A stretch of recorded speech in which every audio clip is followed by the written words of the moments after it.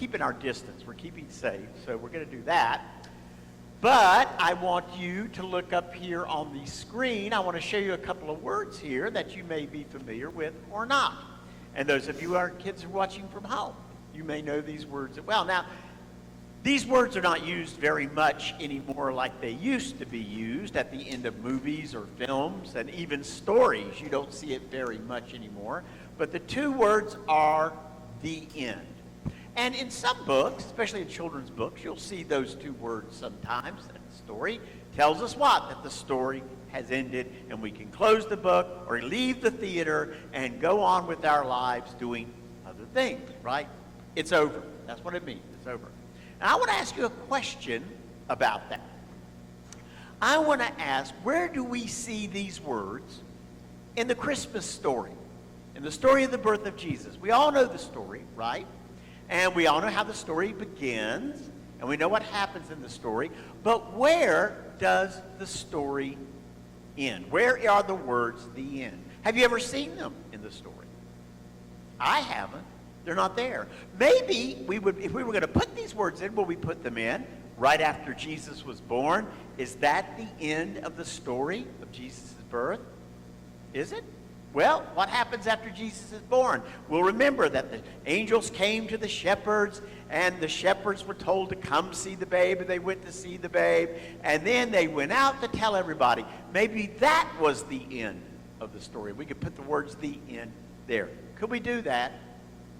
Well, more happens after that, doesn't it? Because sometime later on, the wise men come, the magi come from the east, bringing gifts for the newborn king.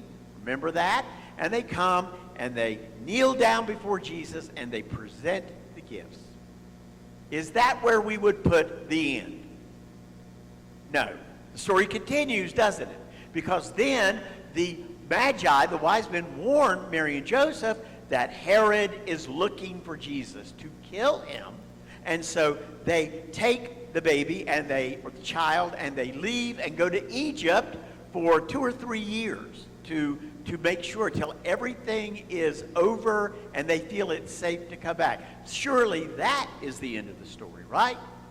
Well, no, because then they bring the child back to Nazareth, and that's where they live, and then that's the end of the story, right? No, because Jesus grows up, right?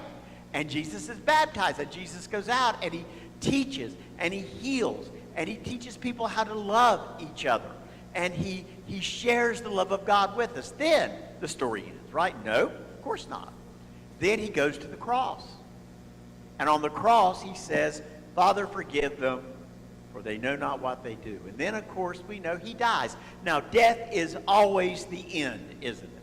There is nothing after death. In our lives, when we see death, it is the end, right? Wrong. Jesus rises from the grave. He defeats death.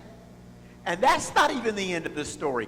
Even when the gospel stories end, that's not the end of the story, isn't it? Because it is not just Jesus' story. It's not just the story of the birth of a child or the story of a man growing up or what happens to this man we call the Son of God. It's about us.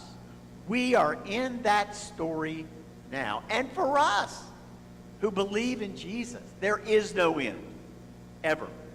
Because Jesus calls us to go out and share the love and light of Christmas with all the world. So see, there is no the end, is there? It doesn't appear in this story, and it doesn't appear in our story of we who serve this child that God has given to us.